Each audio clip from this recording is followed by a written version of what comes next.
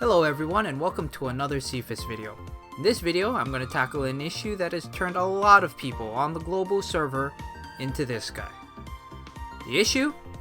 The current All-Stars Festival banner, commonly referred to as the FESuna banner. This video will cover my opinions on what has happened in the last 24 hours of the SIFAS community and if there are any solutions to it. Let us start out with a few things. This All-Stars Festival banner started at 11 p.m. Pacific Time Thursday night, or 4 a.m. GMT Friday morning, following the conclusion of the All Aboard the School Idol Train event. This banner will conclude after 7 full days, after which it will be followed by the first exchange event on the global server. Following the conclusion of the School Idol Train event, there was a palpable anticipation for the game update and for the Fest banner to go live. For a lot of players, Fest banners are the only time they scout. If you're a budget free-to-play player, I definitely suggest going this route, and this is something I do myself. But why so much disappointment and anger within the community? Well, this brings us to problem number 1. Overhype. People who play on both the JP server and the global server, such as myself, were anticipating this banner, knowing how strong of a scorer this FESuna UR is. Here are her stats when you first get the card and unlock all nodes. 7759 base appeal is the highest among all Fest URs at limit break 0, followed by Karen from the first Fest banner at 7435, and then I from the current JP Fest banner at 7392. With a lot of the current meta in the global server being centered around the 2 voltage plus 1 healer subunit strategy, this inflates the value of voltage cards like FESuna, who would get a 10% boost to her voltage output. Additionally, take a closer look at her passive. A 6% buff to appeal of all cards in the same sub-unit, if you have maxed out the card at limit break 0. This means that if you get lucky in your insight training and roll 2 appeal plus medium same strategy skills on her at limit break 0, you're providing a 10% appeal boost to all the cards in the same sub-unit as FESuna, plus an additional 10% voltage when you start your live show. Sounds good? Well, it should, because it is very powerful. However, when veteran players within the community are asked by newcomers if there are any banners that they should save their gems for, a lot of dual server players, myself included, said the same thing: save for the festival banner with FESuna on it. Why did we say this? Because the card could very well help you pass some of the higher voltage requirement songs, even if the attributes don't match. Granted, if the rest of your gacha pulls are garbage and you only get 1 copy of Festival FESuna, it won't help you a ton. This anticipation for a quote broken card left most players foaming at the mouth to get the card, crying tears of joy if they pulled it, and extremely dejected and angry if they didn't get it. However, after looking around some Discord servers, r/SIF allstars, and some of the Facebook groups I'm in, a lot of this anger was directed in the wrong place. Which brings me to problem number 2, managing expectations. I saw many a SIFAS player within these first 24 hours posting things like, "Rate up is still a lie," "I quit this stupid game," "I spent 1,000 to 4,000 gems on this banner and got nothing." Most of these individuals are directing their disappointment of their crappy pulls into the ether, hoping against hope that they'll look back in their album and see the card they wanted to pull. But this is where part of the problem lies. SIFAS, first and foremost, is a gacha game. If you're watching this video, you know what a gacha game is. But maybe you need this friendly reminder. Gacha games are just a reskinned gamble. It doesn't matter if you're playing FGO, Arc Knights, Puzzle and Dragons, SIF, SIFAS, any of it. All pulls have an element of gambling in it.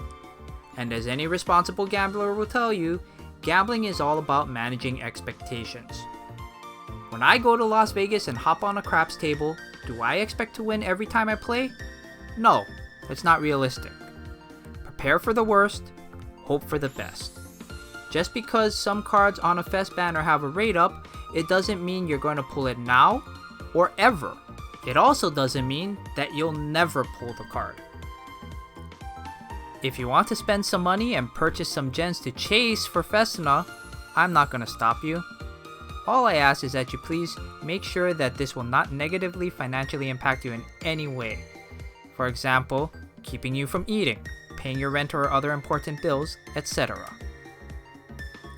Let's get back to the topic of rate-ups with problem number 3, understanding statistical probability. Take a look at this screenshot. It should look familiar to most of you. This shows the rate-up percentage of the 3 FES cards on the current banner. But what does it really mean? 0.5% equates out to a 1 in 200 chance that you will pull that particular card. When you extrapolate those numbers out, that means that you can generally expect that if you do 20 10 times pulls, you will pull one of these cards. Does that mean that you will guarantee pull the card in 20 10x pulls? No, absolutely not.